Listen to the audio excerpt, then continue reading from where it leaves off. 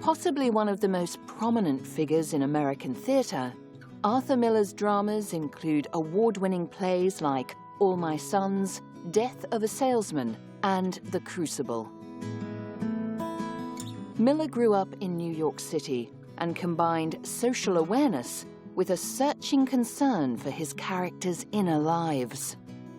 He was shaped by the Depression, which caused financial ruin for his father, a wealthy manufacturer, and highlighted to a young Arthur just how insecure modern existence could be. Miller put himself through university, funding his education by working in a warehouse, and it was here that he began writing plays.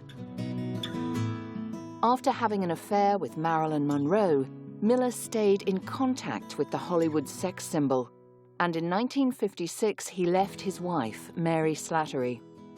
Miller and Monroe were married that same year, with the tumultuous pairing ending in divorce in 1961.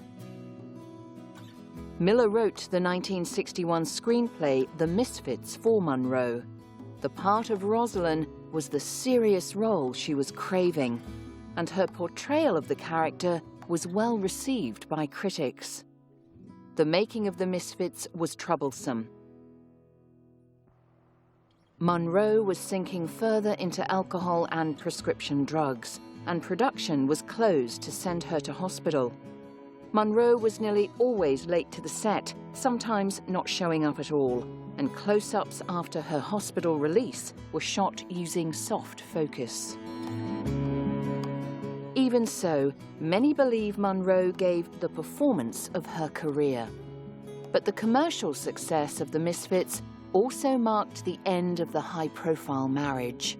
Miller and Monroe separated, and the troubled actress died less than 12 months later.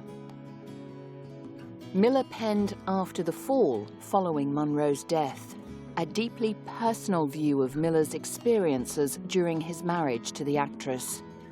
The play caused public outrage at putting a Monroe-like character called Maggie on the stage, and Miller was accused of cashing in on her death.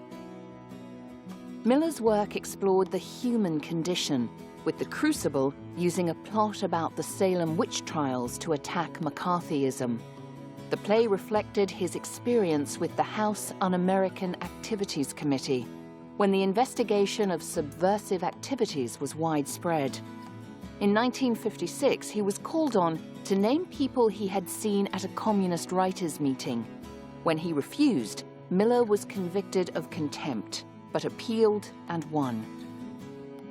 During his long career, Miller wrote novels, essays, and short stories, and was one of the most celebrated playwrights in America. But his later works never reached the same sort of success as his early plays, including Death of a Salesman, the play winning 3 Tony Awards and the Pulitzer Prize, and making Miller internationally famous. He is nourished by endorsement for his work. He is, in that sense, is a very humble man. When he came to see The Last Yankee the other day, it gave him enormous pleasure to be sitting in this audience and experiencing the sheer delight that the audience were taking in his play.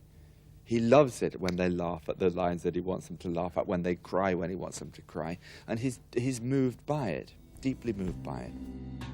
After his death in 2005, aged 89, actors, directors, and producers paid tribute to Miller, calling him the last great practitioner of the American stage, and Broadway theaters darkened their lights in a show of respect. With 7 decades dedicated to writing, Arthur Miller was certainly one of the greatest dramatists of the 20th century.